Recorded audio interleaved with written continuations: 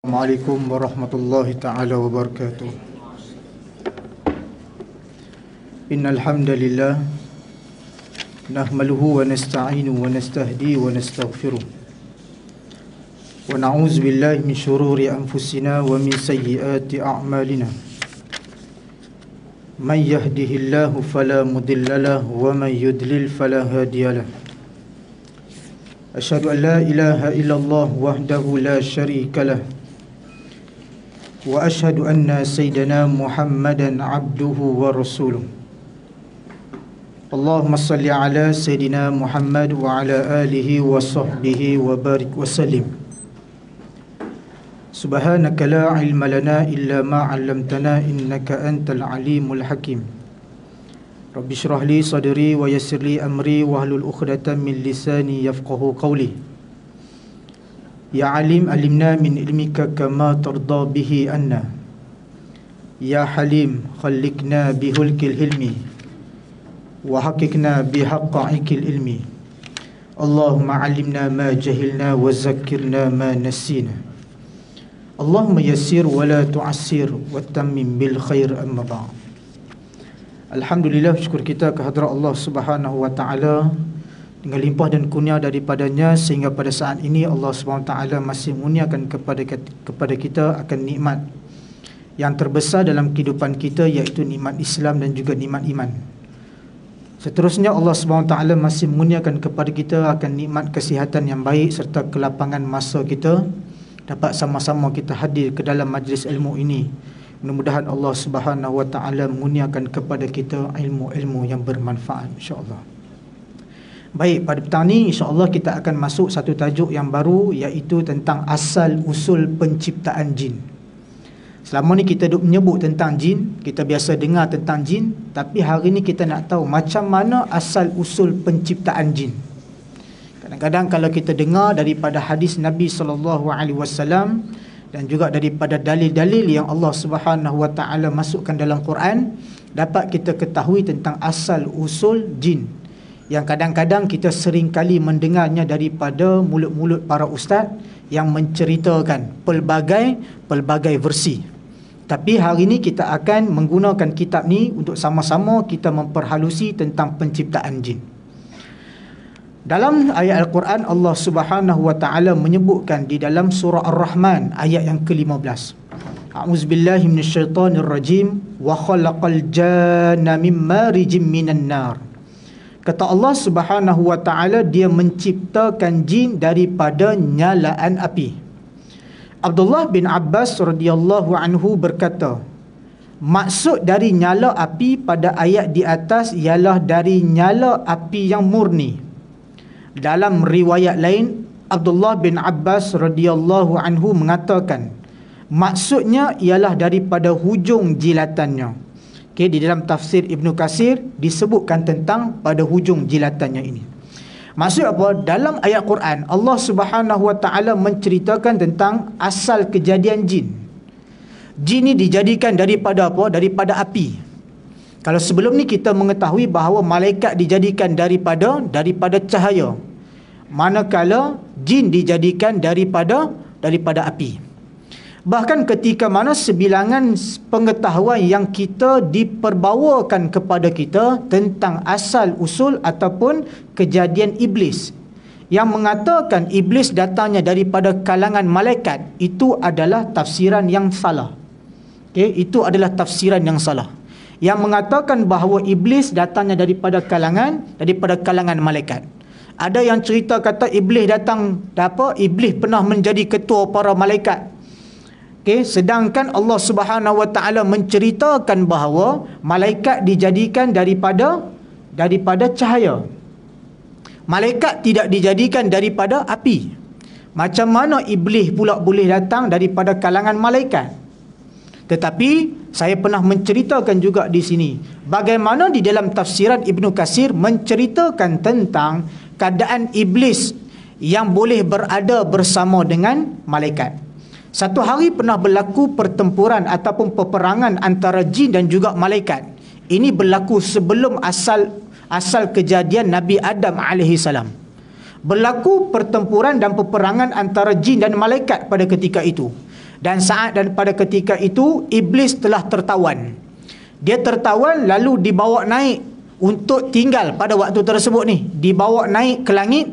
Lalu Allah Subhanahu wa taala memasukkan iblis ni duduk bersama juga dengan para malaikat ataupun makhluk yang tinggal di dalam syurga. Sehinggalah Allah Subhanahu wa taala mengeluarkan iblis. Asbab kerana apa? Dia aba wastakbar. Okey, dia tidak mahu sujud kepada Nabi Adam alaihissalam pada ketika itu. Iblis ni mula ketika mana ditangkap dia jadi baik. Duduk dalam tawanan dia jadi baik, Allah letakkan dalam syurga, baik dia. Lalu ketika mana Allah Subhanahu wa taala menjadikan Nabi Adam alaihi salam, Allah Subhanahu wa taala menyebutkan di dalam Al-Quran, wa iz qala rabbuka lil malaikati isjudu li adama fasajadu illa iblis aba wastakbar. Pada saat dan ketika itu dia tidak mahu tunduk kepada Nabi Adam alaihi salam dengan mengatakan bahawa sesungguhnya dia dijadikan daripada api, sedangkan Nabi Adam alaihi salam dijadikan daripada tanah. Lalu pada saat dan ketika itu iblis kufur kepada Allah Subhanahu wa taala. Asbab kerana sekali dia tak mau sujud kepada Allah Subhanahu wa taala, lalu Allah Subhanahu wa taala mengeluarkan iblis daripada syurga. Tengok. Asbab kerana sekali tak sujud pada Allah taala, Allah dah keluarkan dah iblis. Kita hari ni berapa ramai yang tak sujud, berapa kali dalam sehari hidup dia. Kalau ada 5 waktu solat, kadang-kadang dia tinggal 2 waktu solat, 2 kali dia tak sujud pada Allah Subhanahu wa taala. Sedangkan Allah suruh iblis sujud pada Nabi Adam. Tetapi iblis pada saat dan ketika itu tidak mahu sujud kerana apa? Takabur. Sebab itu orang yang tak mahu sujud kepada Allah Subhanahu wa taala dikategorikan sebagai orang yang sombong dan juga takabur. Lalu Allah Subhanahu wa taala menceritakan bagaimana dalam Al-Quran Allah menyebutkan, iaitu wa khalaqal jan, iaitu jin dijadikan daripada api. Saya dah cerita juga pada kelas yang lepas serba sedikit bagaimana iblis iblis bersama dengan para jin. Okey, iblis bersama dengan para jin. Jin ni dia lahir daripada jan, iaitu bapa jin. Okey, jan. Jangan panggil orang jan selalu. Sebab maksud dia apa? Bapa jin. Okey, jin kita panggil jan kat dah, jangan panggil jan. Okey, nama elok Zan ke Azizan ke, kita pergi panggil jan pula, kesian dia. Okey, jangan panggil jan. Okey, panggil tambah depan sikit ke apa, tak apalah, jangan sebut panggil jan sudah. Okey, kesian dekat dia. Baik, kemudian bila ketika mana daripada bapa jin ini, maka lahirlah para jin. Lahirlah para jin, asal usul keturunannya sehingga membawa kepada 2 golongan jin. Yang satu jin adalah jin yang datang daripada kalangan jin yang baik, dan satu lagi adalah jin yang datang daripada kalangan jin yang jahat. Dan daripada jin yang jahat inilah lahirnya suku sakat yang dipanggil dengan nama syaitan. Ni kerja dia buat jahat sahaja. Okey, manakala daripada suku sakat jin yang baik ini datangnya jin yang kita panggil hari ini jin Islam, yang mana mereka juga beramal ibadat kepada Allah Subhanahu wa taala. Di dalam surah Al-Jin Allah Subhanahu wa taala menceritakan, kata Allah Subhanahu wa taala di dalam surah Al-Jin, macam mana ketika mana para jin naik ke langit untuk mencuri dengar perbualan para malaikat. Lalu pada saat dan ketika itu mereka terkena panahan daripada Allah Subhanahu wa taala, lalu mereka tidak dapat mencuri dengar perbualan para malaikat dekat atas sana. Bila ketika mana mereka turun untuk mencari apakah yang menyebabkan mereka tidak dapat mencuri dengar, lalu pada saat dan ketika itu sesungguhnya mereka terjumpa satu kumpulan yang sedang solat. Lalu mereka mendatangi kumpulan tersebut yang sedang solat, yang pada saat dan ketika itu solat tersebut diimami oleh Nabi SAW. Lalu kata para jin dan saat dan ketika itu apa? Sesungguhnya kami mendengar sesuatu yang sangat takjub. Kami mendengar sesuatu yang sangat takjub, yakni apa? Quran. Lalu segelintir daripada mereka, yakni jin, mula memeluk agama Islam di tangan Nabi SAW. Baik. Di dalam surah yang lain, iaitu surah Al-Hijr, Allah Subhanahu wa taala menyebutkan wal janna khalaqnahu min qablu min naris samum, dan kami telah menciptakan jin sebelum kejadian Nabi Adam daripada api yang sangat panas. Tengok, Allah Subhanahu wa ta'ala menjadikan jin sebelum asal kejadian Nabi Adam lagi. Bermaksud jin itu sudah wujud dan mereka sudah beranak pinak sebelum daripada itu. Dan setelah mana Allah Subhanahu wa ta'ala menyebutkan pada ayat yang pertama tadi kita baca, daripada hujung jilatan. Iblis dan juga jin ni dijadikan daripada hujung api, tahu? Api yang marak naik, dia dijadikan daripada hujung saja. Sudah terbentuknya jin ni. Kita kalau cerita tentang api yang panas, api yang marak, tetapi Allah boleh menciptakan jin daripada hujung jilatan api sahaja. Hari ni kalau kita tengok api yang marak, dia jilat naik sampai ke dinding, jilat naik sampai ke langsir dan sebagainya. Daripada hujung jilatan tu sahaja sudah boleh terhasilnya jin. Ni hebat ciptaan Allah Subhanahu wa ta'ala. Lalu Allah Subhanahu wa ta'ala sambung di dalam surah Al-A'raf ayat ke-12, qala ma mana'aka alla tasjuda iz amartuk. Allah Subhanahu wa ta'ala berfirman, adakah yang menghalangmu untuk bersujud kepada Adam pada waktu aku menyuruhmu? Allah tanya dekat iblis, apakah yang membuatkan sehingga dia ni tidak mahu sujud kepada Nabi Adam alaihissalam? Qala ana khairum minhu khalaqtani min nar. Dia sebut apa? Aku ni lagi bagus daripada Nabi Adam, daripada Adam. Sedangkan dia sebut apa? Aku dijadikan daripada api, wa khalaqtahu min tin. Manakala sedangkan dia diciptakan daripada tanah. Kata iblis kepada Allah Subhanahu wa ta'ala. Asbab kerana kejadian dia daripada api, dia mula merasakan diri dia lebih hebat daripada Nabi Adam alaihissalam. Sedangkan para malaikat menyebutkan bahawa sesungguhnya kejadian Nabi Adam adalah kejadian Allah Subhanahu wa ta'ala yang paling sempurna. Allah Subhanahu wa ta'ala menjadikan Nabi Adam tu, kata malaikat, ini aku tengok ni penciptaan yang paling sempurna yang Allah pernah buat. Ke atas siapa? Manusia. Sebab itulah kita manusia disebut sebagai apa? Sebagai sebaik-baik kejadian. Manusia ni dijadikan sebaik-baik kejadian. Jangan kita nak kata hari ni ada kekurangan dalam diri kita manusia, sedangkan Allah Subhanahu wa ta'ala menjadikan manusia itu sebaik-baik kejadian. Kalau kita tengok hari ni haiwan, dia boleh berjalan kaki, tangan duduk dekat bawah. Kita kaki duduk dekat bawah, tangan dekat atas. Kalau hari ni kita tengok asal kejadian kita, hidung kita ni boleh duduk elok, lubang hidungnya dekat bawah. Kalaulah diterbalik kan lubang hidung dekat atas, agak-agak macam mana? Orang berjalan sambil tutup hidung sebab takut masuk air hujan. Hujan saja Allah kena tutup hidung, jalan semua macam ni sebab takut air hujan masuk dalam hidung. Allah Subhanahu wa ta'ala menjadikan asal ni kejadian telinga kita ni elok saja, duduk dekat tepi. Dia tak duduk letak betul-betul kat depan, lubang tu pun duduk kat depan. Sebab apa? Takut kita berjalan, binatang masuk. Jalan je kena tutup, takut binatang sekejap masuk.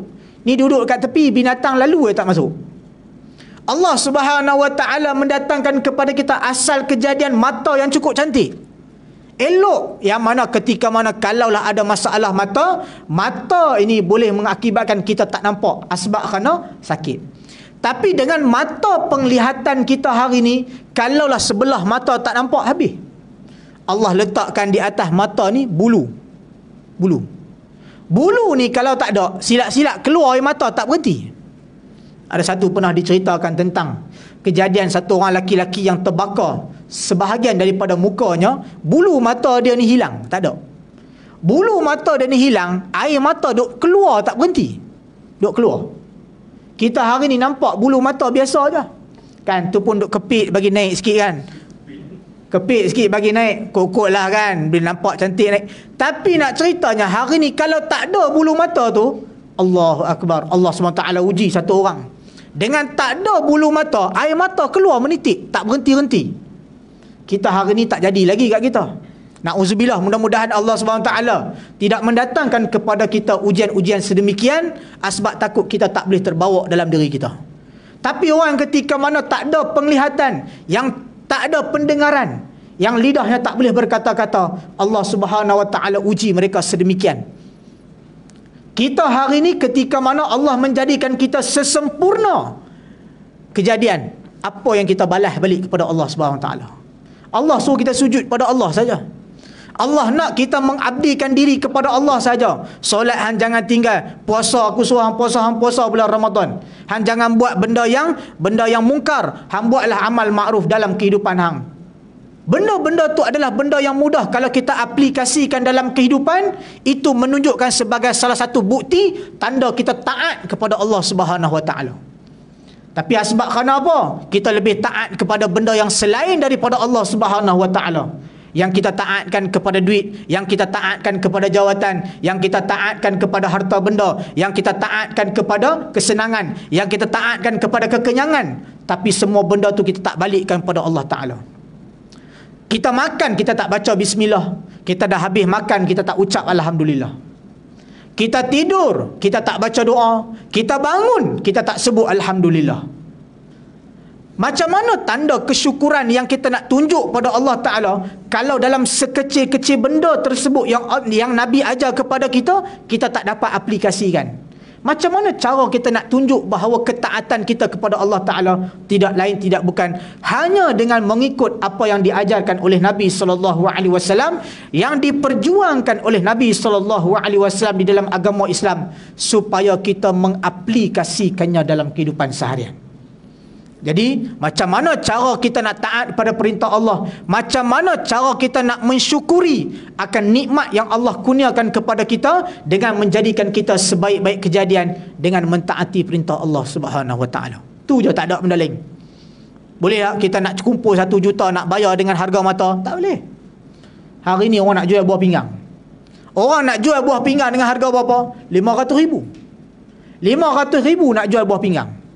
Tapi adakah dengan menjual buah pinggang tadi boleh selesai masalah? Tak boleh. Walaupun hang dapat RM500,000, tak selesai masalah. Bahkan nikmat kesihatan itu lebih besar dibandingkan dengan wang ringgit yang kita ada hari ini. Betul tak? Semua orang akui benda tu. Kalau satu hari kita jatuh sakit, kita doa pada Allah bagi kita sihat. Bagi kita sihat. Sebab apa? Sebab kita nak bekerja, kita nak cari duit lagi. Tapi asbab kerana apa? Allah Subhanahu Wa Taala datangkan kepada kita nikmat, Allah Subhanahu Wa Taala datangkan kepada kita ujian kesihatan. Tiba-tiba sakit, habis. Tak boleh buat apa. Kita biasa bekerja. Okey, dia ni tiap-tiap hari keluar daripada rumah bawa food panda. Bawa food panda, rider pusing sana sini, dia ambil order, pergi hantar order semua. Kemudian tiba-tiba satu hari Allah uji dia. Tiap-tiap bulan alhamdulillah 3,000, 4,000 boleh dapat. Terik banyak sangat, pagi sampai malam, 3-4,000 boleh dapat satu bulan. Alhamdulillah. Tapi satu hari Allah SWT uji kemalangan jalan raya. Kemalangan jalan raya, tiba-tiba kaki dia ni separuh kena potong. Rosak dah. Kena potong, lepas kena potong tak boleh bawa dah food panda. Tak boleh. Dah tak boleh nak pergi hantar order, ambil order, dah tak boleh. Bahkan pada saat dan ketika tu, pendapatan yang biasa dia dapat 3-4,000 tadi dah berkurang. Waktu berkurang itulah datangnya ujian pada kita. Kita dah rasa habis dah. Daripada nikmat yang Allah bagi dekat kita boleh berjalan, daripada nikmat Allah bagi dekat kita boleh menunggang motor, tiba-tiba tak boleh. Ini ujian. Sebab itulah kita perlu mensyukuri nikmat Allah Subhanahu Wa Taala ke atas diri kita. Tiap-tiap hari, tuan-tuan dan puan-puan, kita bangun, kita boleh keluar bekerja. Allah kurniakan kepada kita nikmat bernafas dengan baik. Allah datangkan kepada kita nikmat kesihatan yang baik. Bersyukur kepada Allah Subhanahu Wa Taala. Syukur. Sebab tu sebahagian daripada ulama menyebutkan antara tanda mensyukuri akan nikmat-nikmat yang Allah berikan kepada kita dengan melazimi kita solat sunat duha. Dengan melazimi kita solat sunat duha. Lazimkan diri kita solat sunat duha, sebab itu sebagai salah satu tanda kita mensyukuri nikmat Allah Subhanahu Wa Taala. Baik, kemudian dia datang kat sini dia cerita, jika bangsa jin diciptakan daripada api, bagaimana boleh jin kafir yang diciptakan daripada api disiksa dengan api? Dia main persoalan. Jin dijadikan daripada api, bila ketika mana dia disiksa oleh Allah Ta'ala, disiksa dengan api juga. Habis api bertemu api nak rasa apa? Tidak. Api dengan api nak bertemu rasa apa? Tengok disebut. Permasalahan ini menyebabkan pelbagai pertanyaan sering dilontarkan. Namun sekiranya mahu berfikir secara elok, nescaya mereka akan mengerti dan memahami hakikatnya. Semua orang telah tahu bahawa manusia diciptakan dari tanah liat. Tetapi sekarang ia bukan lagi tanah liat. Asal usulnya sahaja dari tanah liat. Begitu pula dengan jin yang tercipta dari api. Sekarang mereka bukan lagi api, sebagaimana yang telah diterangkan dalam banyak dalil. Di antaranya ialah hadis riwayat Imam An-Nasai dengan isnad sahih menurut syarat Imam Bukhari. Ummul Mukminin Aisyah radhiyallahu anha bercerita, ketika Rasulullah sallallahu alaihi wasallam melaksanakan solat, tiba-tiba datanglah syaitan menghampiri baginda. Maka baginda pun membantingnya lalu mencekiknya. Kemudian baginda sallallahu alaihi wasallam bersabda, hatta wajadtu burda lisanihi ala yadayya, sehingga aku boleh merasakan dingin lidahnya pada tanganku. Berdasarkan hadis tersebut, jelaslah bahawa pada masa ini bangsa jin tidak lagi berbentuk api. Sebabnya jika demikian, tentu Rasulullah sallallahu alaihi wasallam tidak akan merasakan dinginnya lidah syaitan. Okey, tengok. Kalau kita cerita, kalau kata sampailah ke kiamat, Allah jadikan jin daripada api, daripada setiap api tadi dijadikan jin, maka bagaimanakah keadaan para jin semuanya yang merasakan diri dia daripada api? Satu. Yang kedua, kalaulah nak dibandingkan dengan asal usul kejadian jin daripada api, manusia dijadikan daripada tanah, bagaimana manusia yang hidup pada hari ini yang bukan dijadikan daripada tanah? Sebaliknya kita dijadikan daripada air mani. Okey, apabila manusia dijadikan daripada air mani, bukan bermaksud manusia dijadikan daripada tanah. Sebaliknya, hanyalah asal keturunan kita, yakni Nabi Adam dijadikan daripada tanah. Jadi kita ni asal keturunan kita daripada tanah. Cuma kita dijadikan daripada air mani. Manakala jin, asal usul kejadiannya daripada api. Asal dijadikan jin tu daripada api. Asal. Lalu Allah Subhanahu wa taala meratakan dan memperbesarkan kaum dan suku sakat para jin ni bukannya dengan api. Sebaliknya, dengan hanya perkara-perkara lain boleh terhasilnya jin. Seperti mana di dalam kitab yang kami bawakan disebutkan tentang asal penciptaan jin ni daripada ketika mana berlakunya bersama antara suami dan isteri. Bila bersama antara suami dan isteri, lalu pada saat dan ketika itu sudah mula terhasil telur-telur jin. Bila bersama, sehingga dikatakan apabila bertemu antara paha lelaki dan juga paha perempuan, bila bertemu bersentuhan, maka sudah terhasil telur jin. Bahkan ada diceritakan telur yang dihasilkan sebanyak 33,000. Sekali terhasil 33,000 telur jin terhasil. Dan daripada tersebut maka boleh terhasilnya lagi telur-telur jin yang sehingga mengakibatkan banyaknya jumlah jin yang terhasil daripada manusia ni. Daripada waktu bersama tu pun dah boleh terhasil banyak jin. Sebab tu tak mustahil ketika mana disebutkan tentang hadis yang menceritakan tentang jumlah jin yang sangat ramai. Tetapi jumlah jin ini tidaklah seramai para malaikat yang Allah Subhanahu wa taala jadikan mereka. Baik, hadis ini diriwayatkan Imam Muslim dan selengkapnya akan disebutkan kemudian. Sebuah hadis riwayat Imam Malik dalam kitab Al-Muwatta daripada Yahya bin Sa'id, dia berkata, yakni hadis mursal, pada malam Isra' Rasulullah sallallahu alaihi wasallam melihat jin ifrit yang mengejar baginda sambil membawa seberkas api. Setiap kali menoleh, baginda sallallahu alaihi wasallam selalu melihatnya. Lalu Jibril alaihi salam berkata kepada baginda, "Maukah anda aku ajari beberapa kalimat yakni doa? Jika anda mengucapkannya, nescaya nyalaan apinya akan padam dan bahan bakarnya akan habis.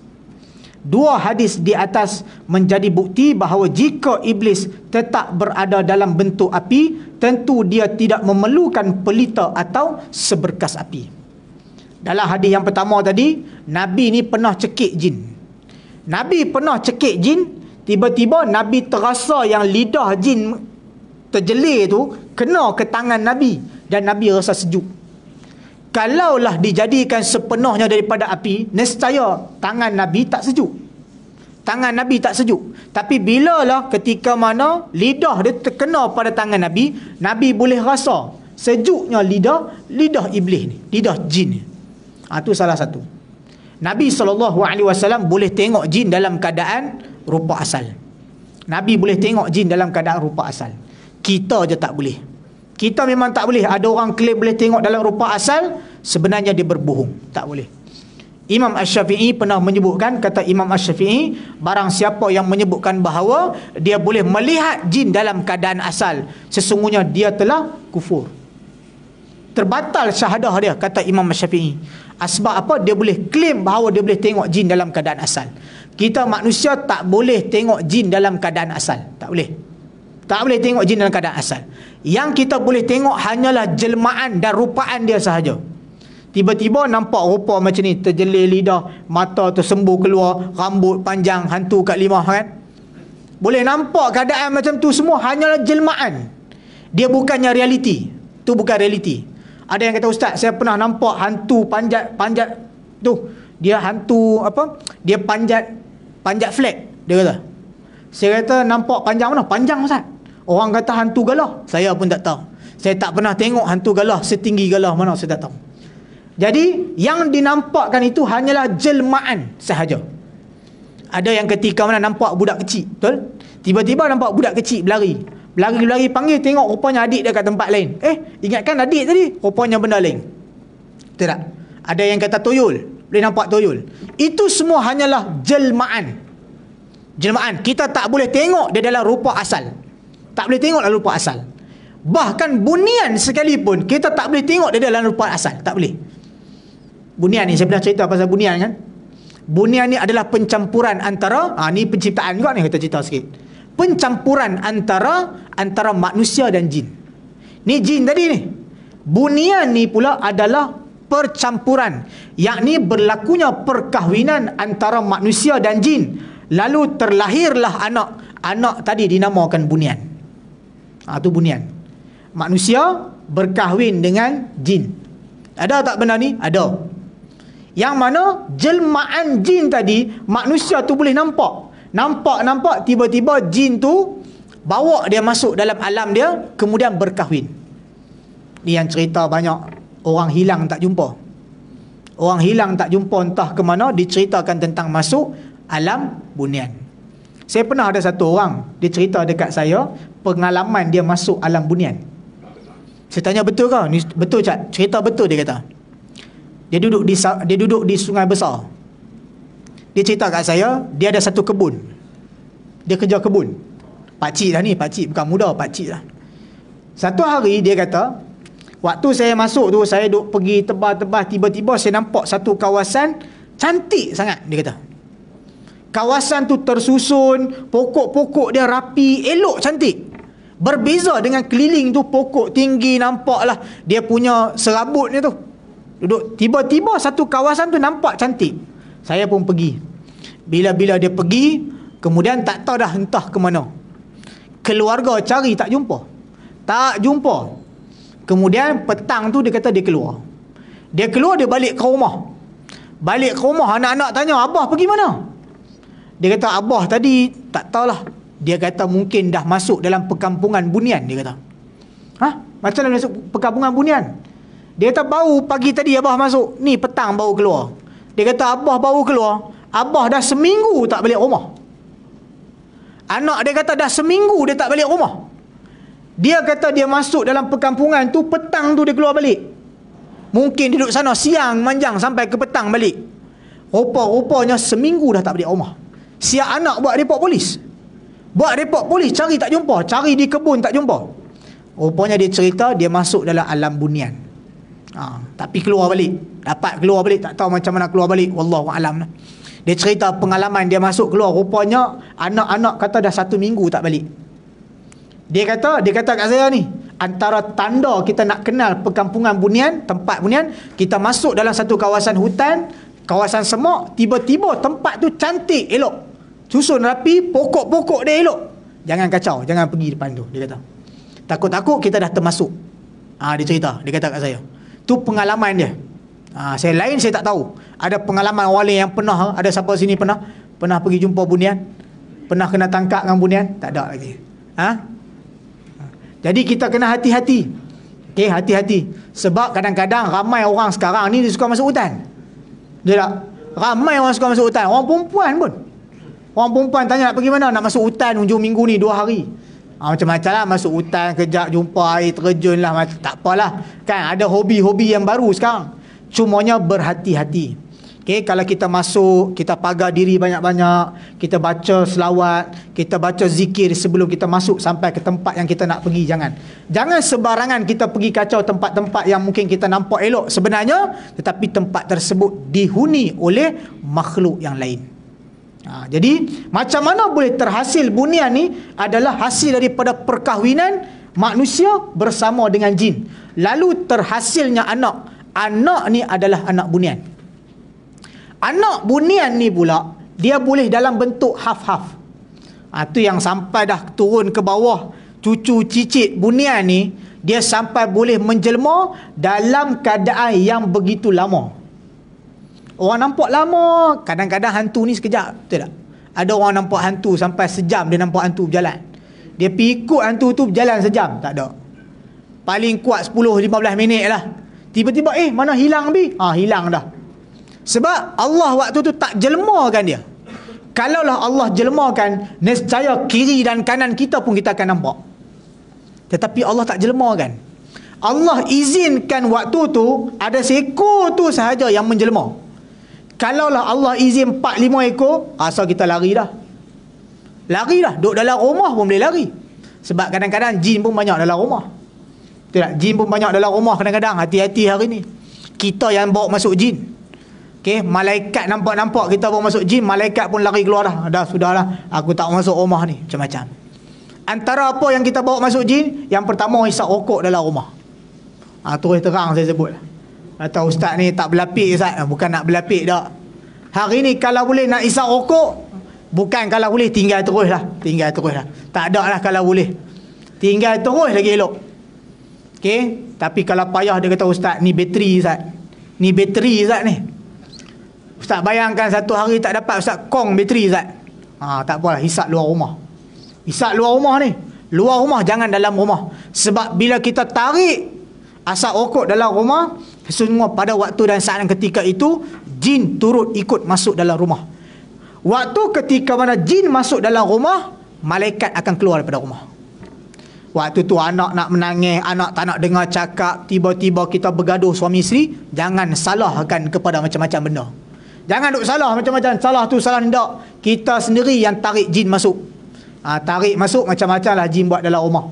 Jin nak menari bersama kita, kita tak bangun semayang subuh, malam tu isyak pun berat kan, makan kita tak pernah nak kenyang, macam-macam. Jadi elakkan daripada kita. Yang pertama, hisap rokok dalam rumah. Yang kedua, membuat perkara-perkara yang lara dalam rumah. Antaranya kita pasang konsert buka kuat-kuat. Kebetulan malam ni malam anugerah, kita pun buka. Allah, kebetulan lagu ni dah 5 tahun tak dengar. Kuat sikit bagi tu anak, kuat sikit. Kuat sikit, tentulah jin masuk main. Jin masuk main sebab apa? Kita dah lalai daripada mengingati Allah Subhanahu Wa Taala. Jadi elakkan yang kedua, kita pasang lagu-lagu atau perkara-perkara yang boleh melalaikan. Dan yang ketiga, ini yang biasa kadang-kadang kita duk buat tapi tak perasan. Apa dia? Kita pasang cerita-cerita atau movie-movie, drama-drama sekalipun yang ada unsur-unsur yang tak baik. Okey, unsur-unsur tak baik. Maksudnya contoh, okey, yang ni benda yang kita kena elak, tapi ramai orang tak elak. Okey, kita buka cerita orang putih. Cerita tu 18 SX. Ada unsur-unsur bercium. Tapi bila berlaku kita pun tak tutup, tak ubah channel. Tengok sekejap, berapa? Seminit ni benda tu pun. Seminit tu jin dah masuk. Malaikat lari keluar. Tu je. Kita pun tak sangka seminit tu jin nak masuk. Masuk seminit tu. Tunggu bila ketika mana? Ketika mana kita kembali mengingati Allah Subhanahu Wa Taala dengan cepat-cepat kita bertaubat pada Allah Taala. Tengok-tengok istighfar banyak-banyak dah tukar. Insya-Allah malaikat masih stay lagi dalam rumah. Okey. Kemudian yang keempat, apabila kita buat perkara-perkara dosa dan maksiat dalam rumah. Antaranya apa? Meninggalkan solat. Tinggal solat. Yang kedua, kita derhaka kepada mak dan ayah. Kita duduk dalam rumah, tiba-tiba kita tinggikan suara kepada mak dan ayah kita. Habis, malaikat keluar, jin masuk. Jin syaitan masuk ni, tuan-tuan dan puan, jaga-jaga, sebab akan berlakunya banyak perkara-perkara yang tak diingini yang lain yang berlaku dalam rumah. Sebab itulah ulama mengajarkan kepada kita supaya mengaplikasikan adab-adab agama dan Islam dalam kehidupan. Supaya diri kita ni tak terjebak hanya dengan apa? Dengan gangguan ataupun godaan syaitan yang membuatkan kita jauh daripada Allah Subhanahu Wa Taala.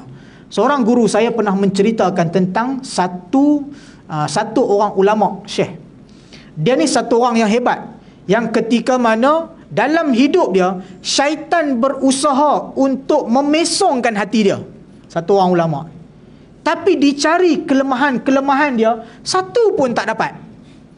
Jin ni sampai duk merana lah, aku nak masuk dalam badan dia tak boleh, Dalam nak masuk dalam badan dia tak boleh. Duk cari mana-mana cerita tak boleh. Sekejap dia ni baca doa, sekejap dia ni solat, sekejap dia ni baca Quran, sekejap dia berzikir. Hati dia sentiasa mengingati Allah Ta'ala. Tak ada satu ketika pun yang jin dan syaitan berjaya masuk. Tetapi satu hari, tiba-tiba jin dan syaitan dapat masuk dalam badannya. Hanya dengan kerana satu perkara sahaja. Lalu ketika mana guru saya mensyarahkan cerita ni, dia berkata satu hari syaitan dapat masuk ke dalam tubuh ulama dan syekh ni, asbab kerana syekh ni terminum menggunakan tangan kiri. Bukan minum, dia ambil cawan, waktu tu air, ada tangan kanan dia benda yang dia tak boleh buat, tak boleh nak guna. Tiba-tiba dia pergi capai, ambil minum tangan kiri. Waktu tu syaitan masuk. Hanya asbab kerana benda tu je, syaitan masuk dalam tubuh badan. Kita hari ni jangan kata tunggang dengan tangan kiri, kadang-kadang tunggang dengan kaki pun ada juga. Dia tak kira dah. Kadang-kadang nak baca bismillah lagi tak baca, kata nak tunggang tak ada. Sebab apa? Sebab tidak diaplikasikan adab-adab agama Islam dalam kehidupan kita. Itu yang jarang kita buat. Baca bismillah sambil nak makan, baca bismillah pun tak. Pernah satu kisah kan, keluar satu cerita dulu, saya tak ingat, alif 3 dimensi cerita tu, yang mana dia ni boleh nampak benda-benda ni. Cerita tu dia boleh nampak benda-benda ni. Satu hari kawan dia makan duduk depan dia makan. Dia nak main makan, kawan dia tu datang-datang tengah duduk makan tu. Sedap ni makan. Tiba-tiba dia nampak seko tengah panjat atas meja nak pergi makan. Lepas tu dia pun tanya kawan dia, hang makan baca bismillah tak? Dia pun terdiam, terlupa. Dia pun baru start baca. Baru start baca tu jin tadi kali merajuk, turun balik, tak jadi nak ambil makan tadi. Tak jadi nak ambil makan, turun merajuk. Dia pun tengok, padam muka lah. Asbab kerana apa? Tak baca bismillah. Jin makan bersama dengan kita. Asbab kerana kita tidur tak baca bismillah dan tak baca doa, jin dan juga syaitan tidur bersama dengan kita. Tu yang kadang payah nak bangun tu. Bunyi jam tu dering banyak kali lah. Jiran sebelah rumah dengar dia punya alarm tu, tapi tak bangun-bangun juga. Sebab apa? Payah sangat nak bangun. Sebab apa? Malam tadi tidur tak baca doa. Sebab tu Nabi ajarkan kepada kita adab-adab dalam agama Islam. Nak masuk dalam tandas, kena masuk guna tangan kaki kiri. Keluar guna kaki tangan. Keluar guna kaki kanan. Bila ketika mana kita nak masuk, kita baca doa, kita keluar kita baca doa. Sebab apa? Supaya kita masuk tadi jin tak ganggu, keluar sekali bersama orang kita. Tu tak berlaku. Tu yang kadang-kadang dah masuk tandas, nak ambil wuduk kan, keluar tak baca doa, keluar singgah pergi ambil telefon, capai pula tengok siapa duk WhatsApp tadi pula, sambung. Baru nak solat ni, Tengah duk tengok, dia kata ada ni pula cerita ni baru. Tengok sekejap lah kan. Dalam 10 minit baru nak jadi solat. Tu gangguan. Nak elak daripada kita buat benda-benda tu, aplikasikan adab-adab yang dalam agama ajar supaya kehidupan kita terjamin daripada godaan dan juga gangguan jin. Okey, lepas pada ni kita akan masuk kepada jenis-jenis jin. Okey, jenis-jenis jin. Jin ni ada berapa jenis? Ada nama pula jin. Hari ni pun kalau kita buka di TikTok, kita buka di Facebook, ada orang buat pula nama-nama dan cerita tentang jin ni. Okey, insya-Allah kalau kelas yang akan datang kita akan cerita tentang jenis-jenis jin dan kerja dia buat apa. Jenis jin ni kerja dia buat apa? Kerja jin ni kerja dia buat apa? Bukan semua buat kerja semua satu dak. Sama macam kita. Kalau hari ni kita ada doktor, kalau hari ni kita ada peguam, kita hari ni ada orang meniaga kat pasar, kalau kita ada tukang cuci, dia pun lebih kurang sama macam tu.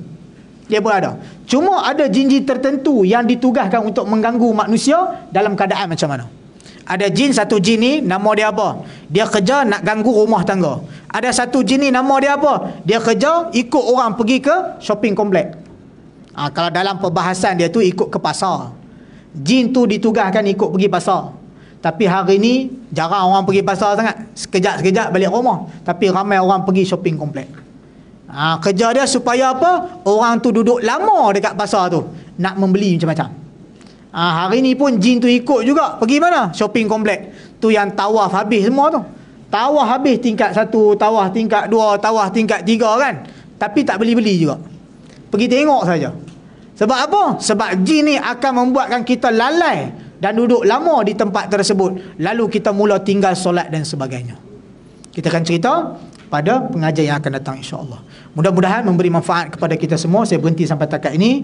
Mudah-mudahan Allah Subhanahu wa taala memberkati akan usaha kita mendatangi ilmu Allah Subhanahu wa taala dan Allah memberkati kita insya-Allah. Aqulu qauli hadza wa astaghfirullahal azim li wa lakum wa sallallahu ala sayidina Muhammad wa ala alihi wa sahbihi wasallam. A'udzubillahi minasyaitonir rajim. Bismillahirrahmanirrahim. Alhamdulillahirabbil alamin. Wassalatu wassalamu ala asyrafil anbiya'i wal mursalin wa ala alihi wa sahbihi ajma'in. Allahumma faqqihna fid din wa 'allimna ta'wil wahdina siratal mustaqim. Siratal ladzina an'amta 'alaihim minan nabiyyin was-siddiqin wasyuhada'i was-shalihin. Rabbana atina fid dunya hasanah fil akhirati hasanatan wa qina azabannar. Walhamdulillahirabbil alamin. Sekian, assalamualaikum warahmatullahi taala wabarakatuh.